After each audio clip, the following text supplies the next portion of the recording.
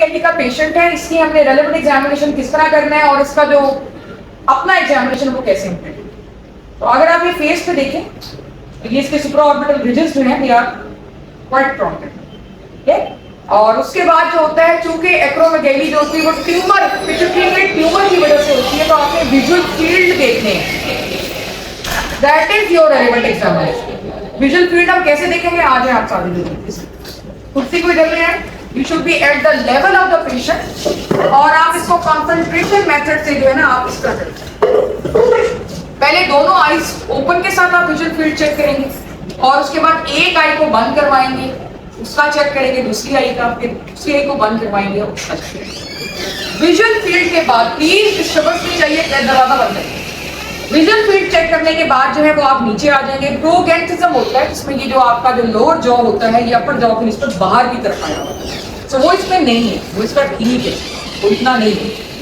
मुंह को खुलवा के हम क्या देखते हैं, टीथ को देखते हैं, ठीक है। टीथ के अंदर स्पेसेस आई हुई होती है, स्पेशली बिटवीन इंसाइजेस। दिखाएं, दांत दिखाएं, तो इंसाइजेस के दरमियान में काफी बड़ी स्पेस होती है इन पेशेंट्स में, क्योंकि इसमें नहीं है। सो हर पेशेंट बुक पिक्चर नहीं होता, ठीक है, लेकिन आपको एक्रोमेगैली के पेशेंट की स्कीम बता रहे हैं। You have started from here, supraorbital ridges, then visual field, sweating भी आपने इस तरह देख ली क्योंकि एक्सेसिव स्वेटिंग होती है, फिर प्रोगैंथिज्म, और उसके बाद आपने इसके दांत खुलवा के देखना है, स्पेस में।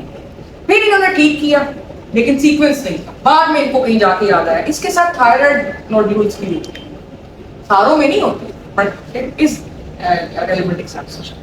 फिर आप मजीद नीचे आएंगे, इसके साथ कार्डियक प्रॉब्लम्स भी होती है, कार्डियोमायोपैथीज, तो आपने इसको ऑस्कल्टेट करना है। लंग्स में तो ऐसा कुछ नहीं मिलता, ये बेसिस को ऑस्कल्टेट कर रहे थे, तो आप हार्ट को एकदम ऑस्कल्टेट करना है। लेकिन फिर मैं बता रही हूँ कि ये सारा एग्जामिनेशन विद इन 5 मिनट्स का मतलब ये नहीं है कि जो जो फाइंडिंग्स आपके जहन में है वो सारी आपको मिल जाए, या वो वाकई मरीज में हो, या आपको मिल जाए या वो वाकई मरीज में हो। ये 5 मिनट्स में आपने अपने एग्जामिनर को ये बताना है कि you know you have picked the diagnosis, और आपको पता है ये डिजीज कहाँ कहाँ किस किस जगह पे हिट कर रही है, and you are trying to see all those areas. सिर्फ आपका ये मकसद है टू टेल योर एग्जामिनर कि you have picked the diagnosis and you are seeing all the things और ऑर्गन्स और body parts which can be involved by acromegaly. So आप heart पर आ गए, उसके बाद जो है आप हाथों पर आएंगे। हाथ दिखाइए, इनके हाथ जो होते हैं वो बड़े होते हैं, स्पेड लाइक होते हैं, ठीक है, और उसमें आमतौर पे कार्पल टनल सिंड्रोम आ जाता है। तो कार्पल टनल सिंड्रोम के लिए अगर आप एक टिलेंट साइन करके देख लें, इधर ऐसे इस तरह करने से कुछ होता है, कोई सनसनाहट या कुछ इस तरह से नहीं होता। तो मैंने आपको बताया कि सारे पेशेंट्स जो है वो बुक की पिक्चर को नहीं बताएं। जरूरी नहीं है कि इसमें आपका कार्पल टनल सिंड्रोम हो या टनल साइन पॉजिटिव है, बट आपने कम से कम ये करके अपने एग्जामिनर को ये कन्वे कर दिया कि यू नो कि इसकी फिंगर्स कैसी होंगी, ये स्पेड लाइक होंगी या नहीं, और इसमें कार्पल टनल सिंड्रोम जो है वो हो सकता है। फिर उसके बाद हम एब्डोमेन को पैल्पेट कर सकते हैं, कोलोरेक्टल सीए भी इन मरीजों के अंदर।